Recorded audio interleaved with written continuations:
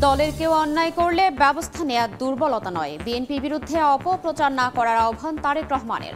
দখল চাঁদাবাজি বন্ধের তাগিদ জামায়াত আমিরের।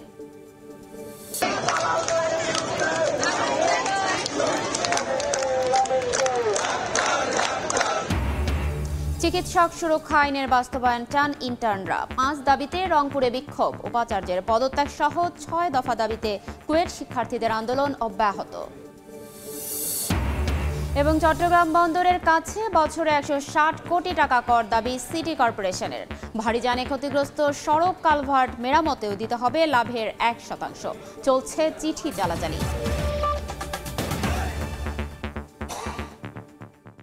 বাংলার সময়ের সঙ্গে আছি আমি ফারজানা লিনা। বিএনপি অন্যায়কারীদের প্রশ্রয় দেয় না উল্লেখ করে দলটির ভারপ্রাপ্ত চেয়ারম্যান তারেক রহমান বলেছেন, দলের কেউ অন্যায় করলে ছাড় না দেয়াকে দুর্বলতা ভাববেন না। বিএনপির নামে অপপ্রচার না করার আহ্বান জানিয়েছেন তিনি। এদিকে মির্জা ফখরুল বলেছেন, নতুন দেশ গড়তে ঐক্য ও আন্তরিকতা বাড়াতে হবে। দীর্ঘ 16 বছর পর যশোর বিএনপির সম্মেলন ঘিরে উচ্ছ্বাস। নেতাকর্মী, ডেলিগেট আর কাউন্সিলরদের উপস্থিতিতে পরিপূর্ণ জেলা ঈদগাহ মাঠ। সম্মেলন ঘিরে সকাল থেকে জড়ো হন আশপাশের অঞ্চলের কর্মী সমর্থকরা। যুক্তরাজ্য থেকে ভার্চুয়ালি যুক্ত হয়ে সম্মেলনে বক্তব্য রাখেন বিএনপির ভারপ্রাপ্ত চেয়ারম্যান তারেক রহমান। এ সময় বিএনপি ঘোষিত রাষ্ট্র মেরামতের 31 দফা প্রসঙ্গে তিনি বলেন, এখন অনেকে বড় কথা বললেও 2.5 বছর আগে বিএনপি যখন সংস্কার প্রস্তাব দিয়েছিল তখন বাকিরা চুপ ছিল। ক্ষমতায় গেলে সংস্কারের মাধ্যমে দেশ গঠনই বিএনপির মূল লক্ষ্য হবে বলেও জানান তিনি। বিএনপি স্বৈরাচার যখন অস্ত্রের জোরে ক্ষমতা দখল করে রেখেছিল, বাংলাদেশ জাতীয়তাবাদী দল সেই স্বৈরাচারের রক্তচক্ষুকে উপেক্ষা করে দেশ পুনর্গঠনের কথা বলেছে। সেই সময় আমরা আমাদের পাশে, আমাদের সাথে কিছু রাজনৈতিক দল ছিলেন। অনেক ব্যক্তির কাছে অনেক কথা, বড় বড় সুন্দর সুন্দর কথা শুনতে পাচ্ছি আমরা। অনেকের অনেক সুন্দর সুন্দর কথা আমরা দেখতে পাচ্ছি পত্রিকার মাধ্যমে, মিডিয়ার মাধ্যমে। কিন্তু সেদিন এইসব ব্যক্তির কাছ থেকে আমরা কোনো সংস্কারের কোনো কথা শুনতে পারিনি। বিএনপির ভারপ্রাপ্ত চেয়ারম্যান বলেন, দলের কেউ অপরাধ করলে ছাড় দেয় না বিএনপি। অভিযুক্তদের বিরুদ্ধে ব্যবস্থা নেওয়াকে দুর্বলতা না ভেবে দলের বিরুদ্ধে অপপ্রচার বন্ধের আহ্বান জানান তিনি। আমরা আমাদের বহু নেতাকর্মী, বেশ অনেক নেতাকর্মীর বিরুদ্ধে ব্যবস্থা গ্রহণ করেছি, যারা দলের এই অবস্থান থেকে সরে গিয়ে কোনো অনৈতিক কাজ করেছেন।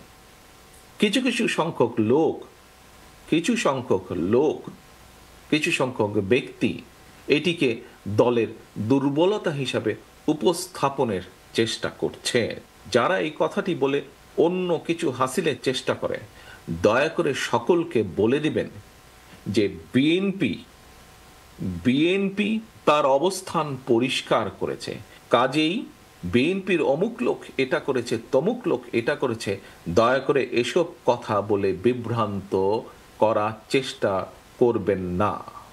আমরা সকল সময় অন্যায়ের বিরুদ্ধে আমাদের কাজে, আমাদের কথায় সবসময় আমরা চেষ্টা করেছি এটা প্রমাণ করতে। এদিকে জাতীয় প্রেস ক্লাবে প্রয়াত সাংবাদিক মাহফুজুল্লাহকে মরণোত্তর 21 পদক দেওয়ায় আয়োজিত এক অনুষ্ঠানে বিএনপি মহাসচিব বলেন, দেশ গঠনে সবাইকে ঐক্যবদ্ধ ও আন্তরিক হতে হবে। পালিয়ে গেছে এবং সেই আন্দোলনের মধ্যে দিয়ে পালিয়েছে। আজকে একটা আশার আলো সবাই আমরা দেখতে পাচ্ছি যে আবার নতুন করে বাংলাদেশকে আমরা গড়ে তুলব। সবারই আমরা আরো অনেক বেশি আন্তরিক হওয়া প্রয়োজন। আমরা যেন সবাই ভবিষ্যৎ প্রজন্মের জন্য যে কথাটাকে বলা হয়েছে বাসযোগ্য দেশ তৈরি করার জন্য আমরা সবাই যেন কাজ করতে পারি।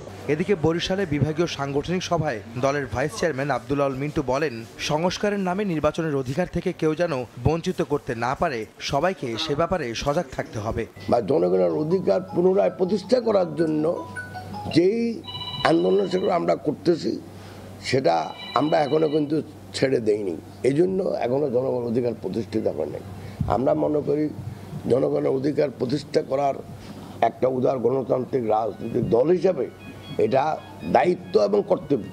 একই দিন দেশের বিভিন্ন স্থানে নিত্যপণ্যের দাম সহনীয় রাখা ও নির্বাচনী রোডম্যাপ ঘোষণা সহ নানা দাবিতে সমাবেশ করেছে বিএনপি। আহমেদ সালেহীন, সময় সংবাদ, ঢাকা। গণ অভ্যুত্থানের পরও দেশে অপরাধ দুর্নীতি বন্ধ হয়নি। শহীদদের সম্মানে দখল চাঁদাবাজি বন্ধের অনুরোধ জানিয়েছেন জামায়াতে ইসলামের আমির ডাক্তার শফিকুর রহমান। লক্ষ্মীপুরে দলের গণজামায়াত কর্মসূচিতে যোগ দিয়ে একথা বলেন তিনি। এদিকে কুমিল্লায় মহিলা জামায়াতের কর্মী সম্মেলনে অংশ নিয়ে প্রয়োজনীয় সংস্কার করে নির্বাচন দেওয়ার দাবি জানান জামায়াতের নায়েবে আমির ডাক্তার সৈয়দ আব্দুল্লাহ মোহাম্মদ তাহের। প্রায় 2 যুগ পর লক্ষ্মীপুরে প্রকাশ্যে জামায়াত ইসলামীর সমাবেশ, তাই তো বাড়তি উচ্ছ্বাস নেতাকর্মীদের মাঝে। শনিবার সকাল থেকেই খণ্ড খণ্ড মিছিল নিয়ে নেতাকর্মীদের গন্তব্য ছিল আদর্শ সামাদ সরকারি উচ্চ বিদ্যালয় মাঠ। গণজামায়াত শুরুর আগেই কানায় কানায় পূর্ণ হয় মাঠ। সমাবেশে প্রধান অতিথির বক্তব্য রাখেন দলটির আমির ডাক্তার শফিকুর রহমান। গণ অভ্যুত্থানের পর দেশে অপরাধ দুর্নীতি বন্ধ হয়নি মন্তব্য করে 24-এর শহীদদের সম্মানে দখল চাঁদাবাজি বন্ধের অনুরোধ করেন তিনি। মানুষ আশা করেছিল যে 24-এর পরে সমস্ত দুঃশাসন এবং সমস্ত দুর্নীতির অবসান হবে। আমরা কি মুক্ত হতে পেরেছি? বিনয়ের সাথে অনুরোধ করব, বন্ধুরা দয়া করে আমাদের শহীদদের রক্তকে তোমরা অপমানিত করবা না, এ অপকর্ম ছেড়ে দাও।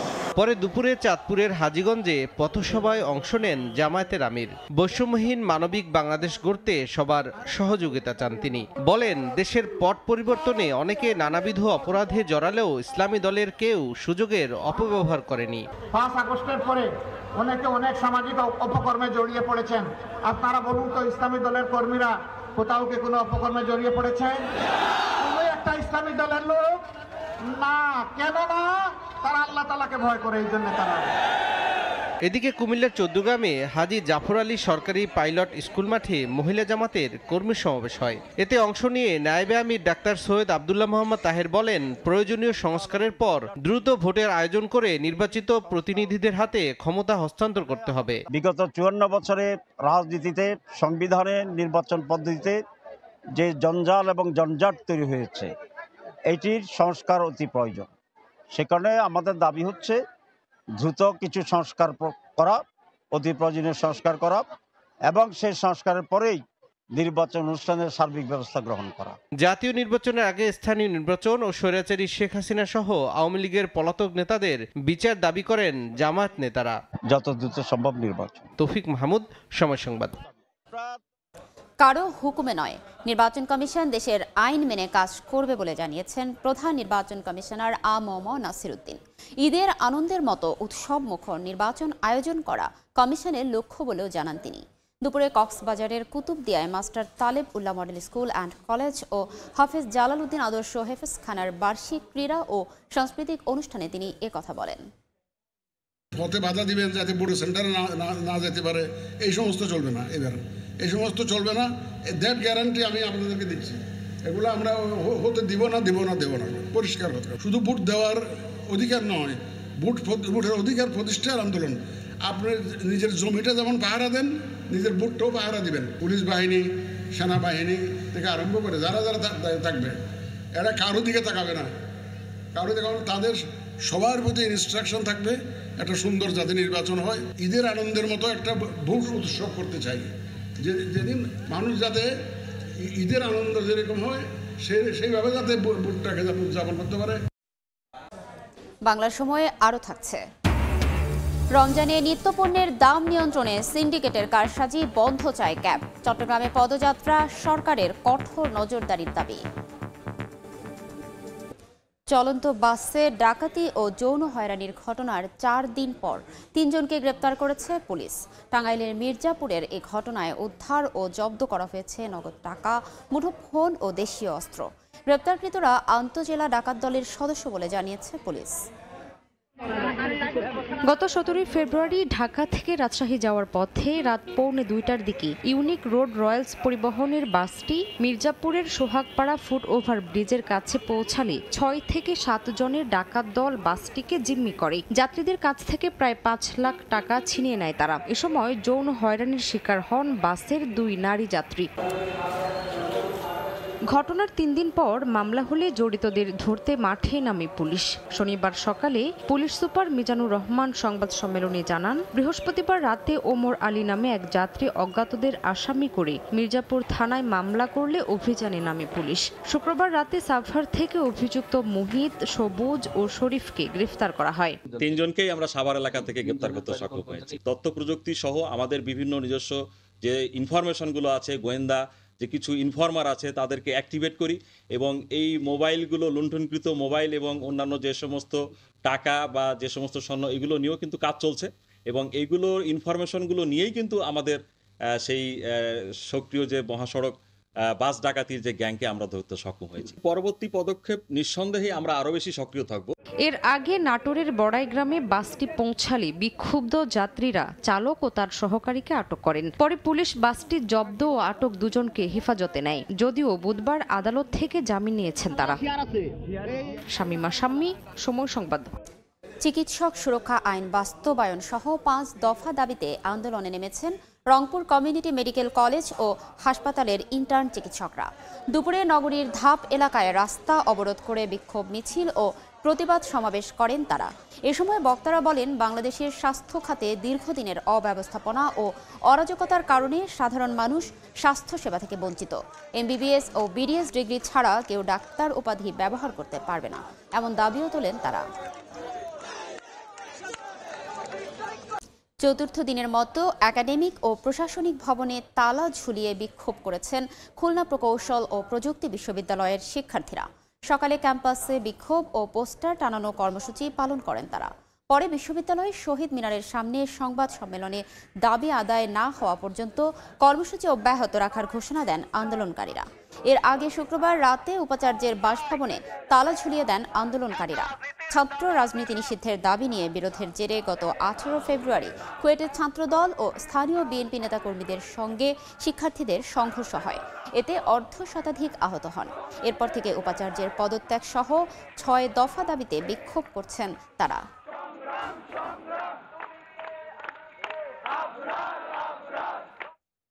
বাংলার সময়ে আরও থাকছে। শুষ্ক মৌসুমে আগ্রাসী ধনাগোদা নদী, চাঁদপুরের মতলব উত্তরে ফসলি জমি স্থাপনা বিলীন। দিশেহারা বাসিন্দারা দ্রুত পদক্ষেপ নেওয়ার আশ্বাস। শিক্ষার্থীদের সামাজিকভাবে প্রতিষ্ঠিত করতে বরিশালের বাকেরগঞ্জে অনুষ্ঠিত হয়েছে ছাত্র, শিক্ষক, অভিভাবক ও বিভিন্ন পেশাজীবীদের মত বিনিময় সভা। সকালে বাকেরগঞ্জ অডিটোরিয়ামে ছাত্র শিক্ষক ঐক্য পরিষদ এই অনুষ্ঠানের আয়োজন করে। এ সময় সামাজিক দূরত্ব দূরীকরণ, শিক্ষার্থীদের অধ্যয়নমুখীকরণ, শিক্ষকদের মর্যাদা অক্ষুণ্ণ রাখা ও মাদকমুক্ত তরুণ সমাজ গঠন বিষয়ে আলোচনা করেন বক্তারা। সভায় শিক্ষার্থীরাও তাদের নানা ভাবনা তুলে ধরেন। মতবিনিময় সভায় ছাত্র শিক্ষক ঐক্য পরিষদের আহ্বায়ক ফজলুর রহমান মোল্লার সভাপতিত্বে সভায় প্রধান অতিথি ছিলেন বাকেরগঞ্জের উপজেলা নির্বাহী অফিসার রোমানা আফরোজ।